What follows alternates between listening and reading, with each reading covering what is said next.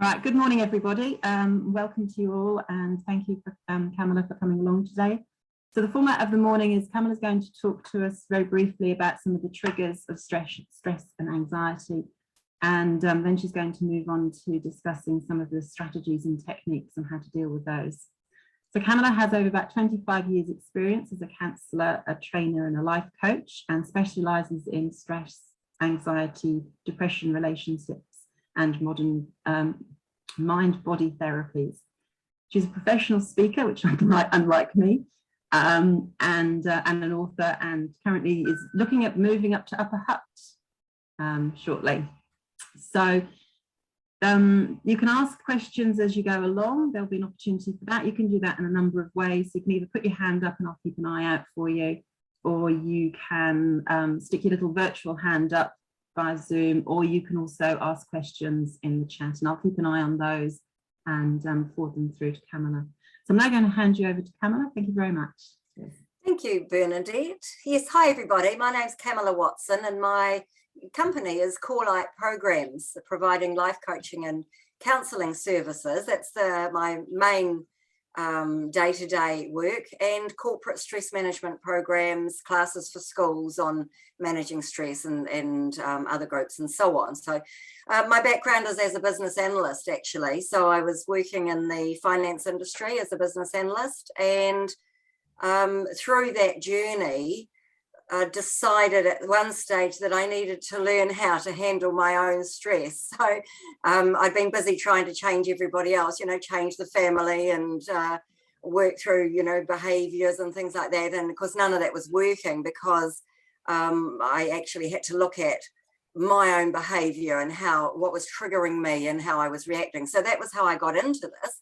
Then trained as a life coach, and eventually realised I was working as a life coach, seeing clients, and a lot of those clients had underlying challenges like anxiety and depression. So I did my counselling qualification to sort of sit everything else on, if you like.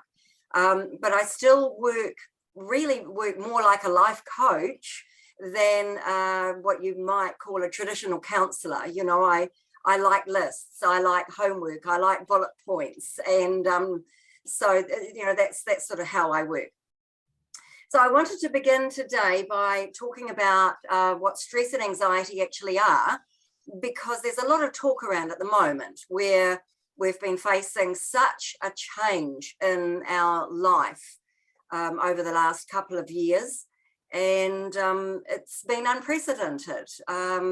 Some of us can remember back to other pandemics, but that would have been when we were quite small. And some of us would have heard stories from our parents or grandparents about other major stress times like wars, or, particularly for people coming from Europe or Africa to New Zealand to live, even famine and those sorts of situations. So some of us have those stories, but it's quite different to our general lived experience. And one of the things we know is that as we experience something, there's an old saying, what doesn't kill me will make me stronger. And it is actually true from facing a virus to facing a major life stress. If we can get through it, we develop this resilience. But this sort of experience that we've all been through over the last couple of years, we have no experience to that. Most of us have no experience whatsoever, and it put it right outside our comfort zone.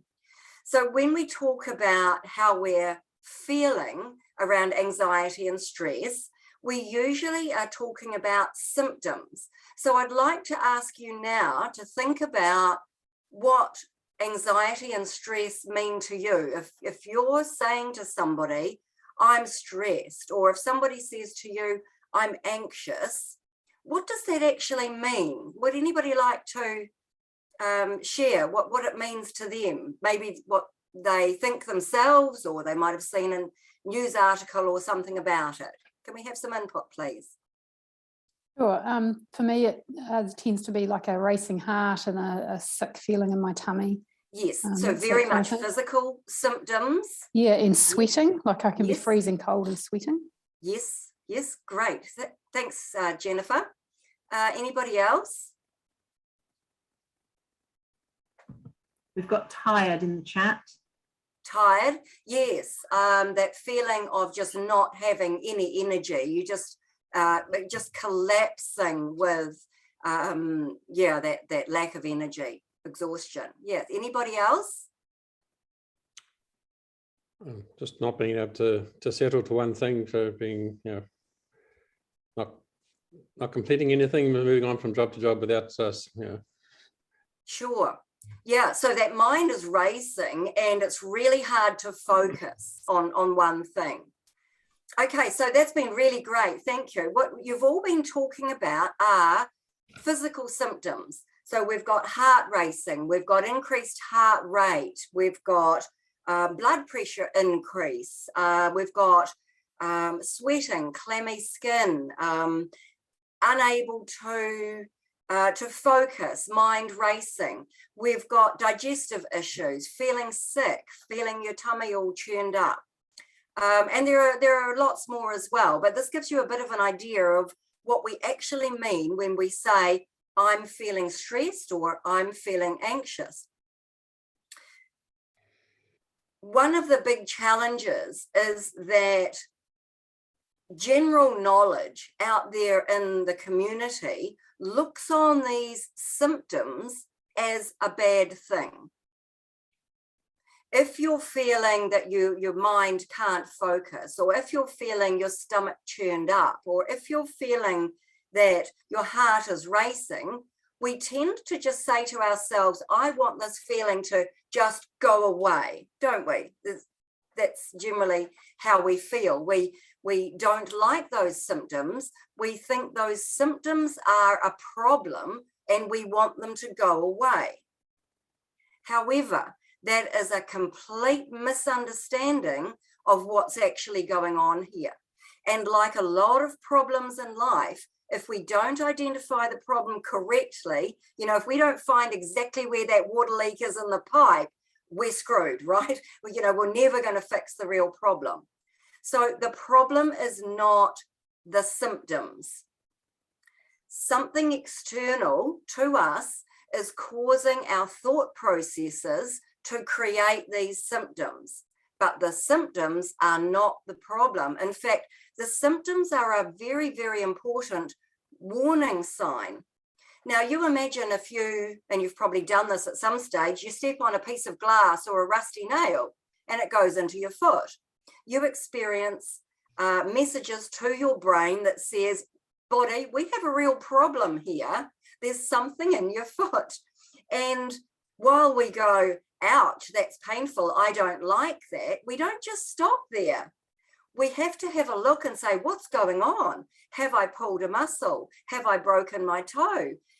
Is there something sharp sticking in my foot? And only then will we be able to undertake the correct remedy for that challenge. So the pain in the foot is a very, very important signal to us that something's wrong. Does that make sense? So these symptoms, we call them symptoms of anxiety and depression. We don't like them. They're very uncomfortable, sometimes even painful and debilitating, but they are actually our body working completely normally. This is the weird thing. We want those symptoms to go away, but just like the pain from glass in our foot, these symptoms are showing us that there is something wrong in our life. And the other major challenge with this whole misunderstanding is that we often, usually, try to just work with those symptoms. We want the symptoms to go away. We want to take a nice little pill, which is going to make the symptoms go away, just like we take a Panadol for the sore foot. And it may work. Medication may help to dull the symptoms, but it is not dealing with the core problem. So there can be a place for medication, but it is never dealing with the core problem, that underlying issue, because the underlying issue of anxiety and stress, and if you're taking notes, you might want to write this next one down. The underlying cause of anxiety and stress is fear. Absolutely, fear with a capital F. Okay, so it turns out that we have lots of biological processes in the body that happen in our body without us having to think about them. Things like our heartbeat and the way we breathe, even standing up from a chair. Unless we've got some problem with movement, we don't have to think about how we do that. Our body just knows how to do it. The same with dealing with something that is threatening to us, and fear occurs when there is a threat to our life, like a lion or a truck coming at us on the wrong side of the road. So fear is triggered by our senses picking up a threat to life or a threat to life as we know it. And of course, this has been the biggie for most of us. This is the main reason that this last 2 years has been so stressful. What's going on around us is triggering our body's fear response because it's picking up or perceiving a threat to life as we know it. And we've all had that dumped on us big time, right? So it would be actually very weird if we weren't feeling some kind of fear response with what we've been going through. It's kind of like if you had a truck coming at you on the wrong side of the road and you're just like, yeah, she'll be right. I mean, that's just not normal, okay? If we don't listen to our fear response, humanity would have died out, 500,000 years ago. So the fear response is really important. So for what we're dealing with in the modern world, most of us are not certainly in New Zealand, because, we're just so absolutely lucky to be living on this little island in the middle of the Pacific. I absolutely acknowledge our experience is not the experience of many peoples in the world. So we've just got to deal with our life at the moment. And most of us are not facing a threat to life. COVID, of course, has had some effect, but most of us know that most of us are going to be okay, right? And we don't have lions parading around just looking for a tasty meal. So that threat to life is rarer. It's not something that we all face every day, but threat to life as we know it has been wobbled out of existence. We know now our life moving forward is not going to be like our life was in 2019. There may be some people whose lives get back to some similarity, but for a lot of people, things have changed completely. So any questions so far? Any questions about clarity? Have I been clear, or do you want me to go over something? Does anybody have any questions? Let's see if there's a...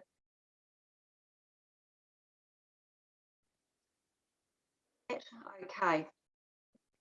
No chats. I'll just close. Okay. So when we understand that anxiety and stress are just nice socially acceptable words for fear, it actually changes the way we look at things. And in fact, I would really like it if everybody just stopped using the word stress and anxiety.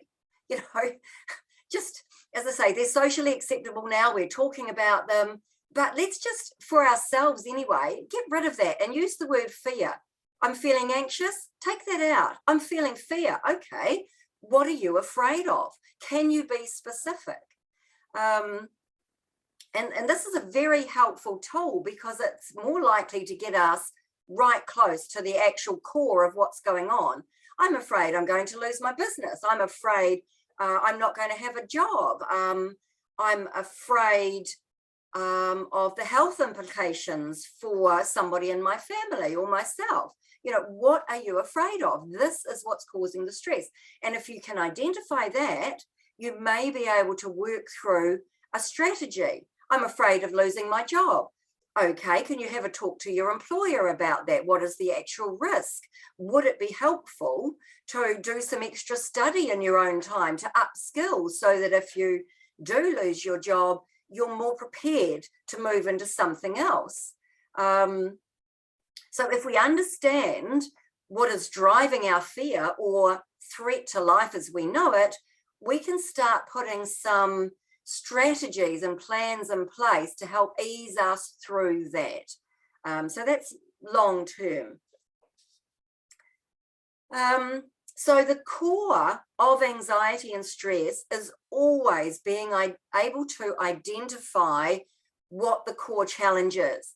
Now, for some of us, we know it's big, it's obvious, it's in our face. We know what that threat to life as we know it is. But sometimes it's not that clear. Sometimes it's not one big thing. Sometimes it's a raft of little things. And in fact, it could be just one fairly minor thing that is that last straw that just tips you over the edge. You know, you've been dealing with this and this and this and this. And I know for myself, I had a patch about 5 or 6 years ago where I had a lot of stress. I was in charge of moving my mother-in-law from her family home of 50 years into a rest home. She wasn't very happy about that. And there was dissension in the family. My father ended up in ICU unexpectedly with, that was a challenge. I had teenage kids at the time, a 19-year-old who, let's just say, was pushing some buttons. And then our cat died, or cat got sick, and within 3 days, our beloved cat of 13 years had died. And I fell to pieces about the cat dying. And, I love my pets and love my animals, but I knew even then that what I was feeling it was not to do with the cat, all right? Everything else had happened over 4 months, and I'd been in coping mode, just had to do one foot after the other, plus running my business and, supporting the family. And then the cat died. And that was just the last straw. I couldn't sleep. I'm not one of those that doesn't eat when I'm stressed. I eat when I'm stressed, but it's all high fat, high carbs. I just wanted cake and chocolate, because that's how my system wants to deal with stress. And the emotions that were flowing were up and down, but I knew it wasn't about the cat.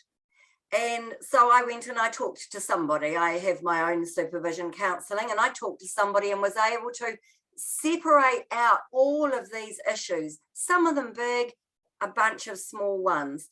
And that's what we have to do to be able to begin to work through those stresses, identify them all. So if you can't work out what your stresses are, what is causing that fear, then I highly recommend you talk to somebody, a counsellor, a life coach, or a therapist. If you are involved in a religion, then your pastor, preacher or priest may be a suitable person to help you, or go straight to a higher connection if that's something that works for you as well. But try to get that information and that clarity over what's behind all of this. Okay, so that's about anxiety and stress, and understanding that it is fear that is behind that, threat to life, and threat to life as I know it. Now, some of you will have family members who are very stressed. Some people will have small children, likely, who are stressed. And instead of talking about those words of anxiety and stress, if you explain to them, do you know that anxiety, that's actually fear? What are you afraid of? Then straight away, you're more likely to get a discussion coming. Oh, well, there's this girl at school who's picking on me or picking on everybody, and it's unsettling. Or I'm really worried about what I'm going to do at uni next year. I can't make up my mind if I want to go.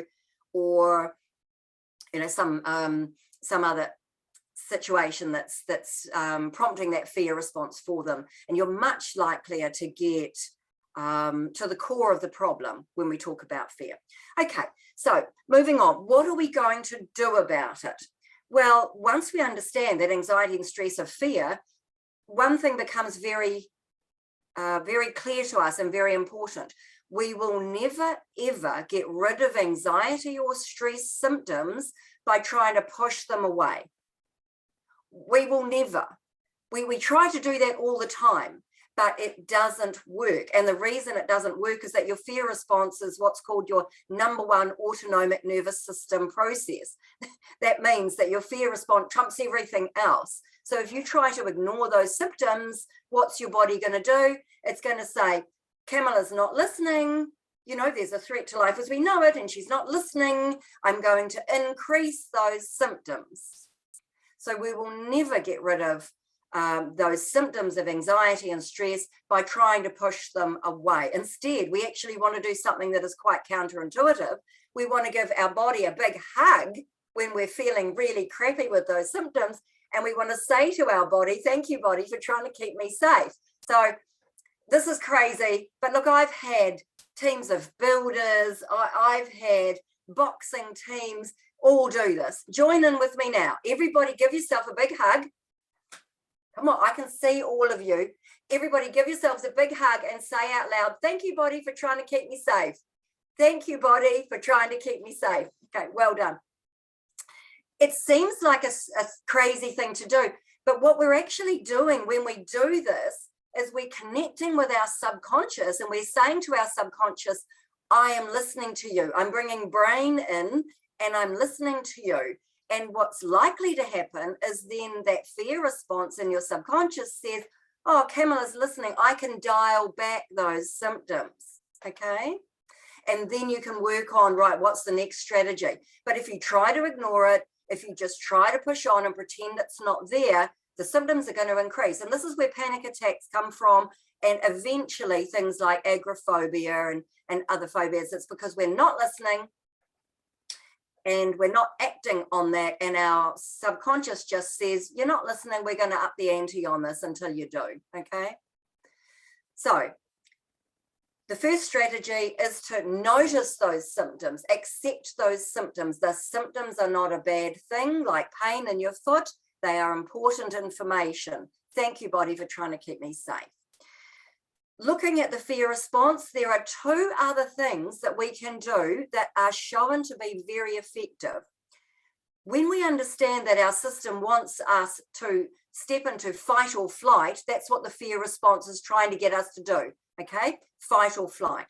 So when we understand that, when we go into fight mode, we go into a shallow breathing pattern. It's like you tense your whole body up. You imagine you're going to fight with somebody.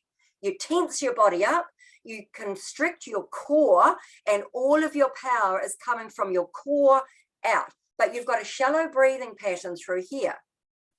So if we want to try and reduce the symptoms of that fight reflex, we can do deep breathing.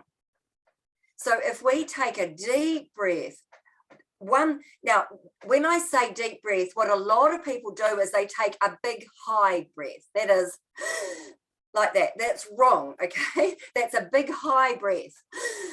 What we're looking for is a deep breath where we're drawing breath into the bottom of our lungs, and imagine pushing our lungs down into our pelvis and into the floor. And this should actually push our tummy out.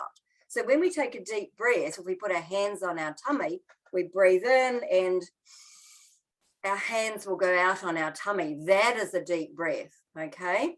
If you struggle with understanding that, you can find something on YouTube or a tender class in breathing meditation, or come over here and I'll give you a lesson, or we can do one-to-one on Zoom. I'll show you how to do it. But deep breathing cancels out the fight reflex, okay? You can't be tense and fight when you're deep breathing. It's physically impossible. So, you know, when your mum might have said, go away and take 10 deep breaths and calm down. Well, she was actually right.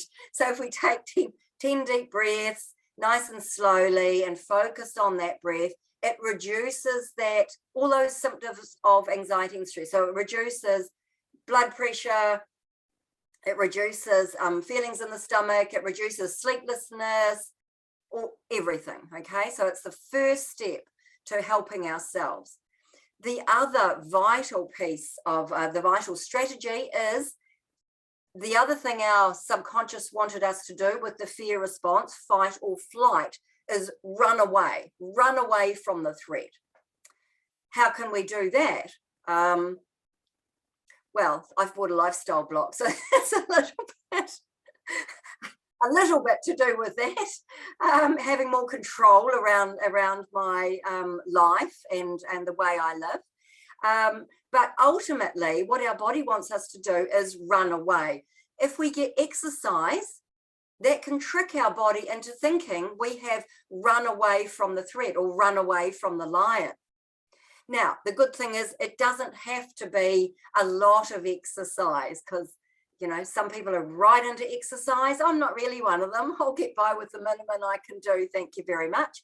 But it does have to be exercise that gets you up to a puff or a sweat, okay? 2 hours wandering around the shops just ain't going to cut it. You know, we've got to trick our subconscious into thinking that we've run away from the lion. But it only has to be a couple of minutes. So you could start with warming up quite quickly, and then 3 or 4 minutes of star jumps or jump rope or running up and down some stairs. And you might want to do that a couple of times a day.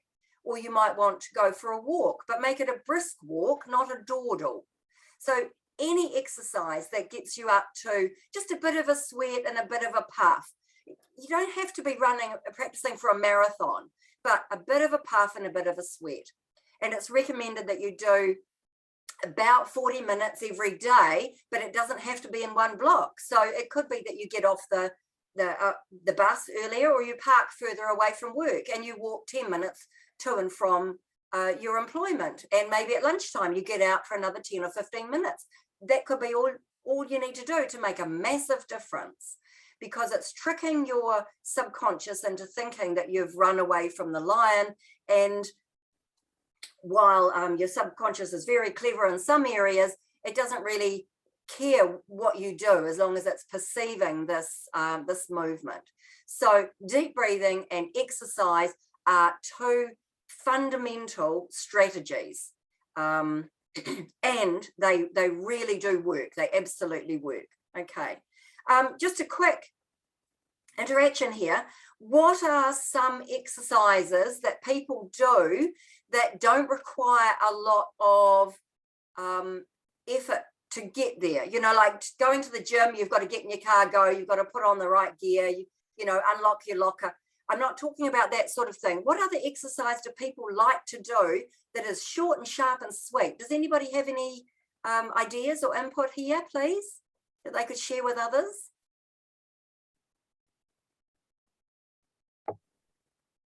Probably for me, it's either jumping on my bike or the treadmill, or going for a walk. Yes, yes. Something that's there, simple, easy. And thanks for sharing that, Anne. Anybody else have any particular exercise regime that is quick and easy that works for them they'd like to share? I have stairs in my house, so I'll run up and down the stairs a couple of times. Yeah. Anybody else? I do quite a bit of yoga, so I find that, yes.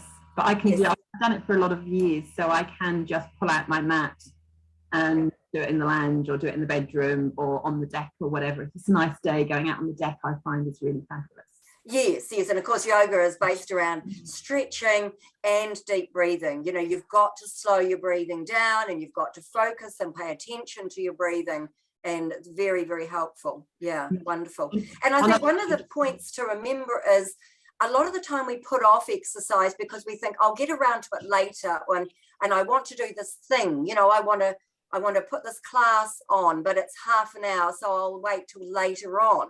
And actually, if you're dealing with the symptoms of anxiety and stress, now is the time. You know, 3 minutes now is better. You know, right now is better than waiting till later, because we all know later, you know, something else is going to get in the way of that, or likely to. Okay, thanks everybody. So I would really like you all if you do nothing else after this session today, I want you to think about deep breathing and learn how to do that, but also finding exercise that is going to work for you, that you can do. It could be star jumps or grabbing a skipping rope or finding some stairs that you feel comfortable running up and down, okay? But do put that into your life. Excuse me. So there are a couple of other points personally that we need to pay attention to.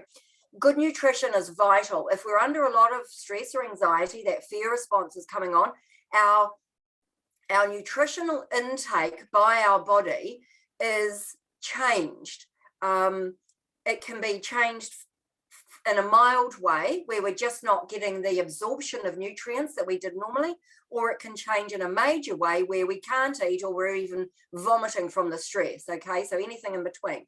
So good nutrition is vital. And this is another area, if you know you're under stress or you know somebody you know is under stress, ensuring that they have access to good nutrition. It has to be simple and easy, but what we're really talking about is a good quality protein source daily, and as many vegetables and fruit as basically you can eat. And by vegetables, I don't mean a plate of fries, okay? They come under the white fluffies label, nothing wrong with them in moderation, but by vegetables, I'm meaning colourful things, green, red, yellow, orange, purple. And basically as many of those as you can actually eat. Salad for lunch, stir-fry veggies for tea, snack on fruits, nuts and seeds, those sorts of things. This really does pay off. You might want to take extra vitamins if you are under a period that you know is going to be ongoing stress, because stress and anxiety use up a massive amount of vitamins and minerals within the body. That fear response takes precedence over everything. So if you know that you're under a lot of stress and it's going to be for a while, do investigate taking a very good quality multivitamin, or perhaps something particularly in the B vitamins. They have these marketed now, Bs for stress. If you're deficient in those nutrients, they really do work. If you've been taking them and you think it's not working for me, then either it's not a very good quality, or it's not high enough dose, or you don't need it. But if you've been under stress for a while and you're really feeling lacking energy and a bit run down, these really can make a difference for you.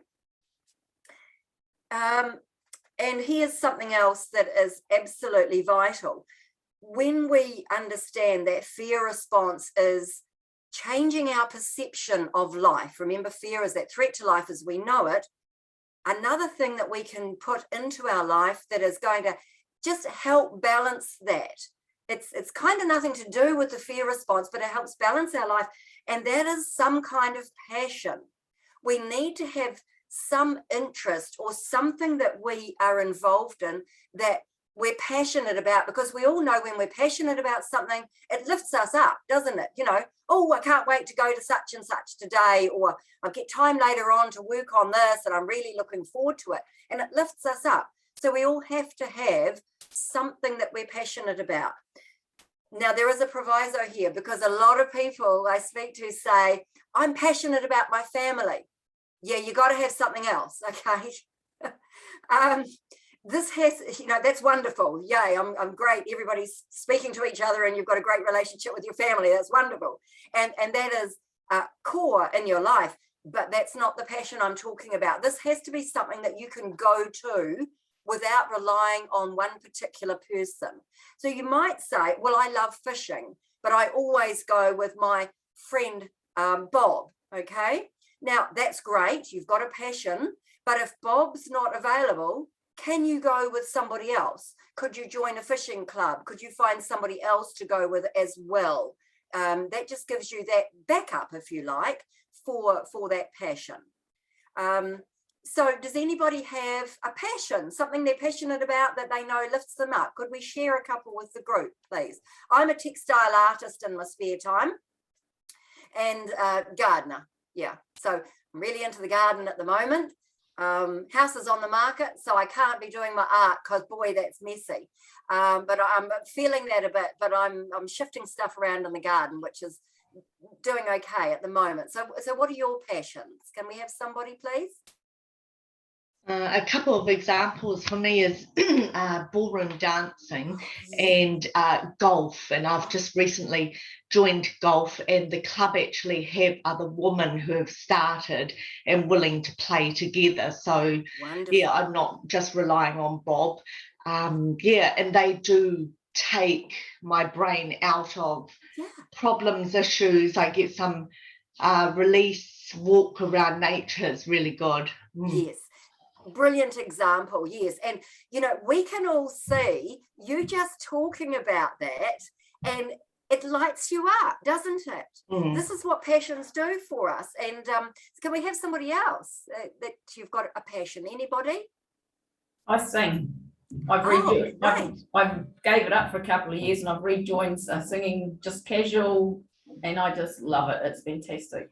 Yeah. You can't be focusing on those fears while you're doing something you're passionate about. And it's not that we're trying to ignore those fears or make them go away. We're just giving ourselves a bit of a break, and we need that, a bit of a rest for ourselves, somewhere where it's just full positivity. Thanks, Anne. Anybody else have a passion they'd like to share? I play mahjong. Oh, right. Oh, wonderful. Yeah, and that's a particular game where you've really got to focus, don't you? Do you play with a regular club? And yeah, awesome. That's wonderful. One more passion, perhaps? We've got reading novels in the chat. Oh, reading novels. Yes. And that's great because it gets your head out of where you are. And if you can step that up a level too, where you belong to a book club, even if it's, you know, there are book clubs where people have to read the same book for a month. And, you know, some people don't like that format, but there are other book clubs where people just get together regularly and say, I've been reading this and it was great, or I read this and I hated it, you know, and so there's not those other rules too. So that's another way to step that up and give you that connection with others. Great. Thank you. Okay, so what can employers do to support their staff through these particular times? So I've got a couple of notes here that I'll share with you. So one of the first things that we need to think about, I guess, as employers or managers, is that managers sometimes don't actually have training in how to manage staff. And I would highly recommend that if you're an employer, that all managers do receive some kind of management training in how to manage staff, because this is the first point of call for the employees. And that should really be a given before somebody takes on any kind of manager role. They need some kind of just basic training, and there are companies around Wellington that provide that, and how to be a good manager. So that's number one. Employers and managers need to lead by example. There's a lot of talk about work-life balance, and we want to share with employees that we want them to be able to get some kind of work-life balance. But there are still a lot of employers who don't follow this. You know, they're sending emails at 7 p.m. on a Saturday night. They're ringing on a Sunday to check up if something was done during the week. That's actually intrusive into employees' life balance space. So it's really helpful for employers to sit and think, okay, what does work-life balance mean to me, and how do I create it? How can I create these segments where this is my work time and this is my other life time? And it's really important that employers and managers are actually doing that, working out how they can do that and sharing that and showing that example to their staff. Employers can offer work from home days if this works for you.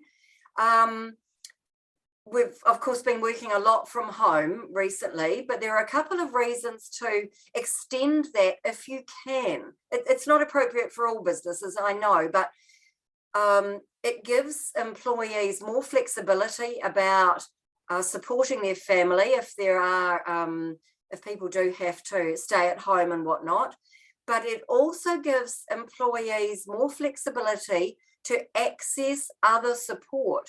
So if they've got a work from home day, they can put a doctor's appointment in there, or they could perhaps see a counsellor at a time that's out, that's within their normal working hours. They might choose to see a counsellor at 8 a.m.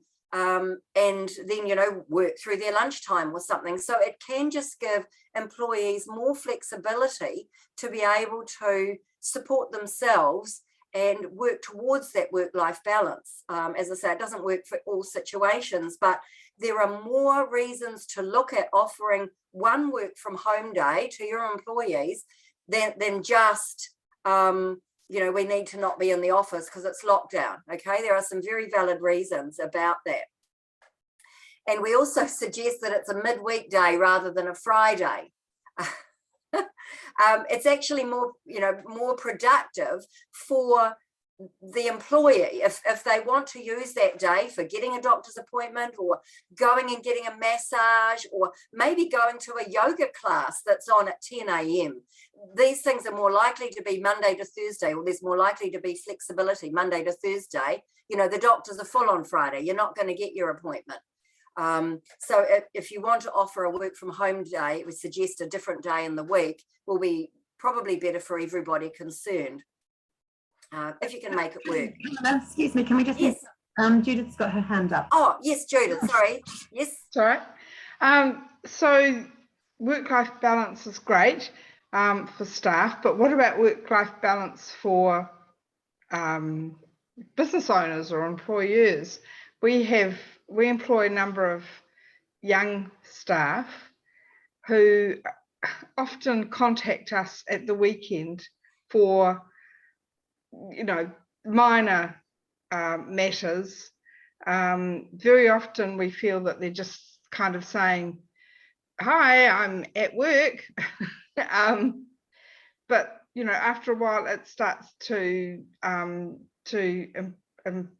impinge on our work-life balance. Yes. So is there a way of discouraging that while still being mindful of their situation or their needs? And of course, this is where things do get blurry, right? Especially if you're not a Monday to Friday business, and you've got a rolling management that's different with the staff.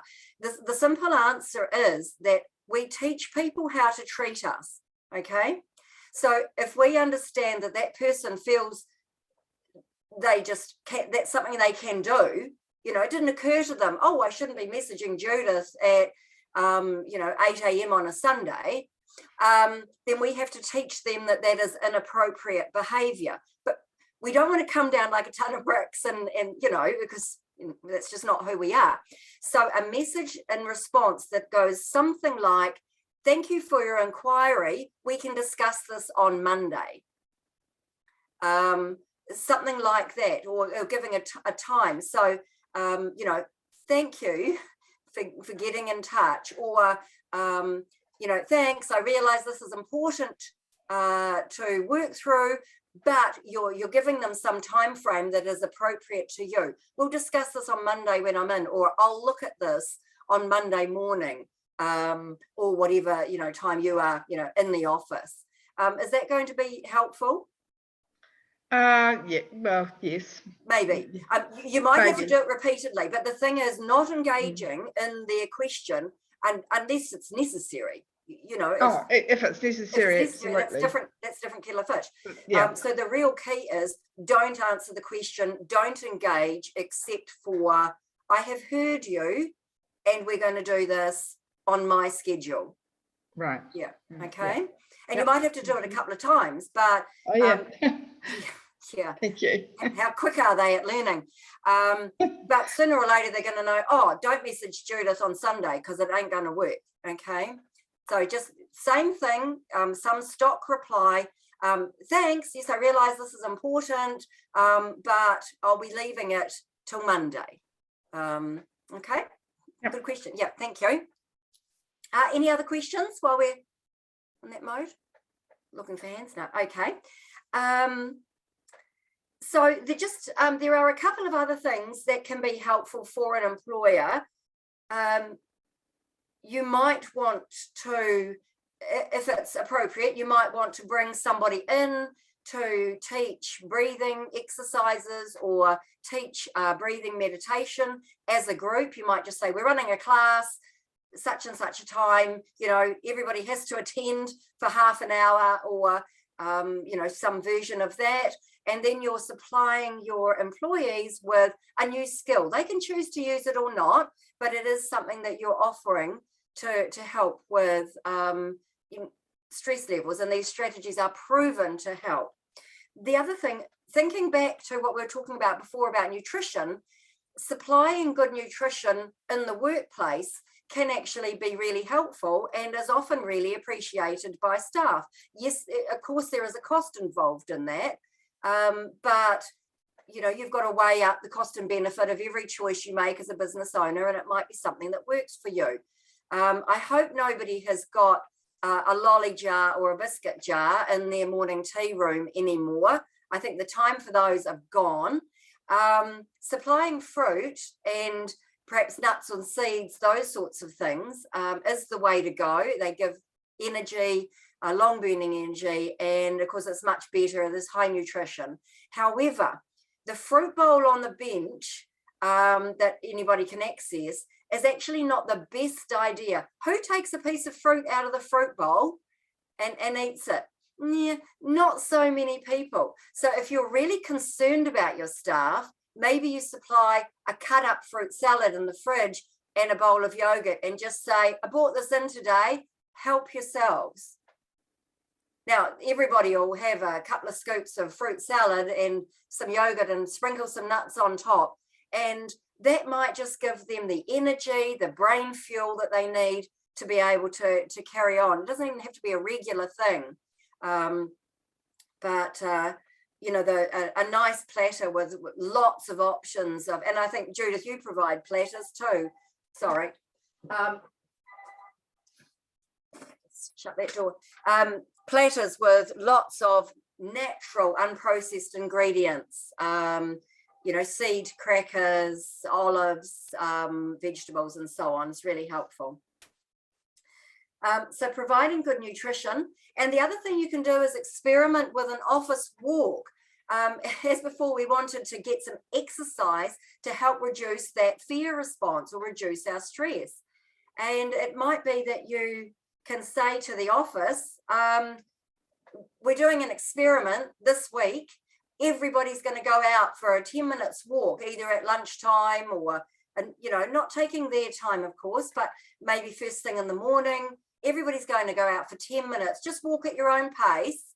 You don't want to make somebody go if they're really uncomfortable or if they have health issues, but even going at their own pace can be really, really helpful. And of course, you get out into another environment. It's actually much more productive doing something like that than having a one out of office day, where you all take that off day out and you go paintball or something like that. Doing this sort of exercise where you all just literally step out is much more effective at team building and reducing stress overall. So have a think.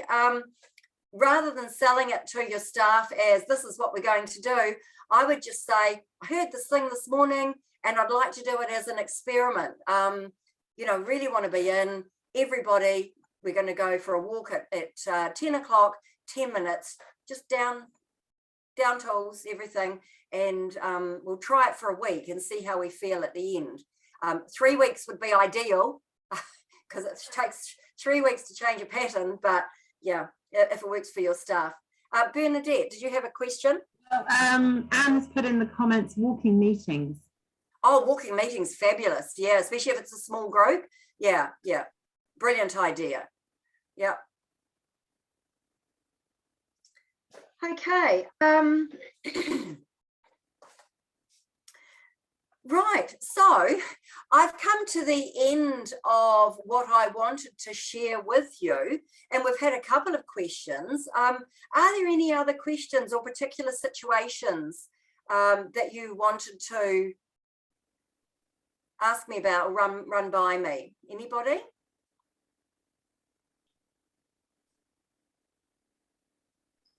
I just want to ask Camilla, like with where I am now is kind of very similar to what you've said you experienced and 4 years ago or so.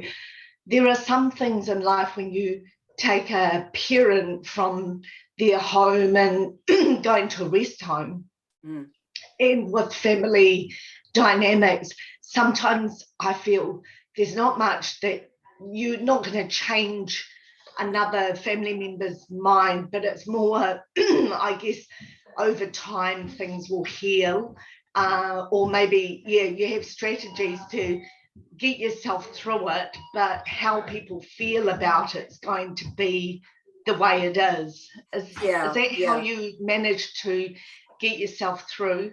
Yes, it's when we have those sort of difficult situations where it's just horrendous, you know, and you can't stop it and you can't make it go away. You know, you've just got to get through, and all of us will go through many situations in our life that are like that. Whatever the cause, it takes us to that place where it's just about not doable, but you have to get through, and we do, because we're humans, you know, we've got big brain for problem solving, and we've just got to get through.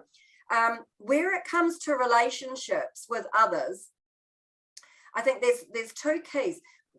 We can learn to perceive a situation differently, and this is not about pretending that the situation is not what it is. We can't, if we try to just pretend that something's okay when it's not, we're kidding ourselves, you know, and well, we're not going to believe that because we're not stupid, right? So it's not going to work. This is not about pretending, but it's about learning to see something differently. And when it comes to relationships, one of our big stresses that comes up is we want the other person to be different. We want the other person to change. I mean, gosh, my business is built on people wanting someone else to change, right? My kids, my relationship, my employee, my employer. We want people to change. Now, there are strategies, as I explained to Judith. We can sometimes teach somebody how to change what we want. This is what I expect. I'm not paying any attention to anything else, okay? But sometimes we've just got to say to ourselves, I allow the other to be who they are. And excuse my language, but if they're a dickhead, they can just be a dickhead, right? You know, I'm not going to try and change them. That's just who they are. They're antagonistic. They are not going to see my point of view. I've tried getting it across and they won't listen. I'm just going to stop trying to change them. I allow this person to be who they are. And that is actually very freeing. You just have to say that over and over and over and over and over again, every time you have an interaction with them, every time you think about them, so that you learn at a subconscious level, I am not going to try and change this person anymore. It's exhausting and it doesn't work. So you may have to run some kind of mitigation, you know, because your strategy of trying to make them change hasn't worked. What's your next step? You know, what are you going to do about the core issue? You might have to make some changes there. But fundamentally, it's very freeing, because you go from spending all this time and energy thinking about, I need this person to see my point of view, I need them to change. And in the end, you can just say, they're not going to, I let it go, or I hand it over, this relationship over to the universe or to my God, or, you know, but I allow this person to be who they are. And that is very, very freeing. And even in a situation where I remember my dad was in ICU, and this was very, very suddenly. He'd been very healthy 2 weeks before, and then he ends up, you know, in a critical situation. And my fear was, of course, he was going to die. I mean, that's a fear, and you think, how can this happen? He was completely healthy and now he's got this thing, and where did it come from? And I want to change this. I don't want this to be reality. Well, all that worrying and stressing ain't going to change a single thing, you know. So by coming to that place of, I allow him to be who he is, I allow myself to accept the process, whatever that may be, it is actually very freeing. And he got better, by the way. He did. It was a long, interesting journey, but yeah, but he did overcome that. So is that helpful to you? Yeah, it is. Yeah, thank you. Okay. Any other questions? I haven't got a question, but what you're telling us in this hour has been so amazing. Just all the tips and tricks have been awesome. Thank you. Oh, good. Glad to hear. Thank you. We do have a question from Richard. Yes, Richard. Thanks for your talk, Camilla. I feel a little bit outnumbered here, but you talked about training for managers, and often a circumstance is males typically their response to stress can be just to put up a virtual wall around them and unwilling to open up to managers or colleagues or accept some other forms of counselling, perhaps. Any strategies for dealing with that situation? Yeah, absolutely, Richard. And this has been such a challenge for men for so long, of course. Even biologically, historically, any sign of weakness, could get you taken out, right? Some marauding army from next door was going to take over your space. So this is a part of male fundamental biology that we really need to acknowledge. One of the great things is over the last couple of years, we have had more men of note in the community coming out and saying, hey, I've been dealing with this and there are strategies, there are things you can do. So, John Kerwin and Mike King and lots of others saying it's okay to talk to somebody. Counselling is really the key because it's the only way, if we're stuck in our headspace and we can't figure out what the problem is, then counselling is the only way to be able to work through that. Well, quickly, you might eventually come to the answer, but it's a much quicker process. So the way I frame it to men is like this. Okay, so you're driving along in your vehicle and you start hearing a noise and it goes tappity tap, tappity tap, tappity tap, squeak. Tappity tap, tappity tap, tappity tap, squeak. Okay. Now, presuming you're not a mechanic, what do? You will often say, I'm just not going to listen to that for a day or so, but sooner or later, and usually sooner rather than later, you say to yourself, that doesn't feel right. I'm going to take it to the tappity tap squeak expert. Okay. Because you don't want the motor falling out of your car at 2 a.m. on the motorway. So you go along to the expert to figure out where the squeak is coming from.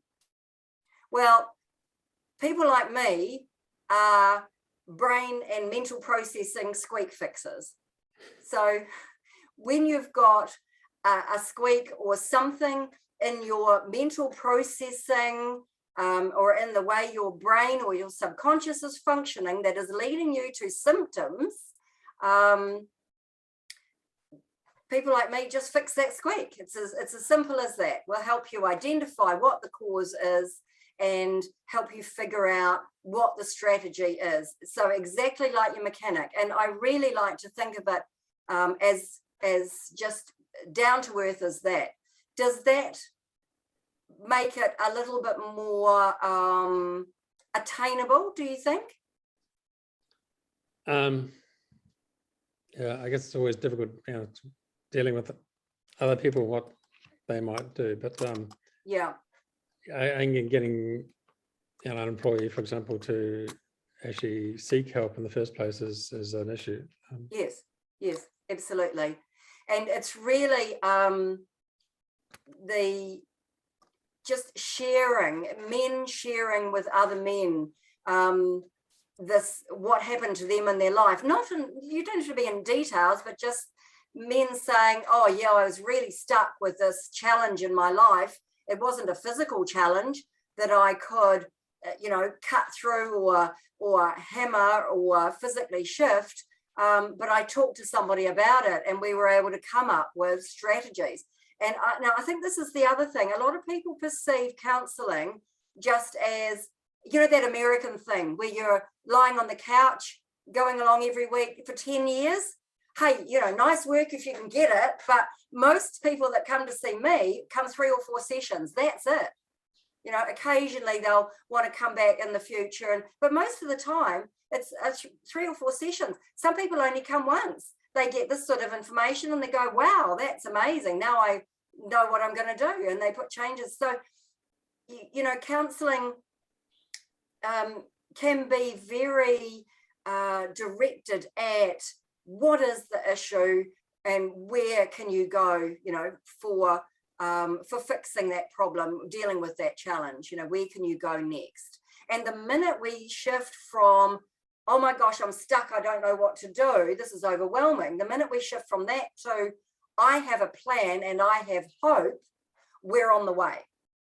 That's a very powerful place to be. I have hope that things can be different and I have a plan, the beginnings of a plan. It just shifts our energy and it's a very, very powerful place to be. So good question, Richard, thank you. We're sort of running over time. I'm okay. Does anybody else have any other questions? So Anne has a question. Anne, I see, yes. Sorry, it's probably more, I guess, to support some of what you said. I absolutely agree. Some people think that counsellors you need to go to over and over and over again forever. Having experience working with Camilla myself, 2 or 3 sessions, she does give you a strategy and a roadmap and a way forward, and it is extremely powerful. An observation, I went to my granddaughter's 3rd birthday in Dunedin and she was having a real tanty, and her mum just stood there and said, let's deep breathe. Let's deep breathe. And when you stop crying, I can then understand what you're saying and talk to you. And I suddenly made that connection listening to you today. I went, oh, right, okay. So that was a great observation that she's obviously had in her time to actually take a 3-year-old and get her to just deep breathe, to then calm down, to then be able to have a rational conversation. So yeah, I really appreciate everything you've shared today, Camilla. As always, it's very, very powerful. So thank you. Oh, thanks for your comments, Anne. That's lovely. Thank you. Right. Have anyone else got any last questions before we wrap up today? I'd just like to say thank you, Camilla. I've made some notes. I'm going to start another book club up. I think that's the one thing. Yes. Right. You don't realise you miss it until someone just points it out. That I've gone through all of those and I'm like, yeah, I can tick that. Yes, I can tick. There's like passion. Yeah, what do I do? So yes. Really interesting. So thank you for that. Yeah. Great. Yeah. So has anyone got any last minute questions before we wrap up? I am aware that we're running a little bit over time. So. Anyone else? Oh, well, thanks for coming today, everybody. Thank you very much. It's been fantastic. Okay, thanks for organising it, Bernadette. Yeah. No worries. All right, guys, take a good day. Okay. Thank you. See you later. Bye. Bye.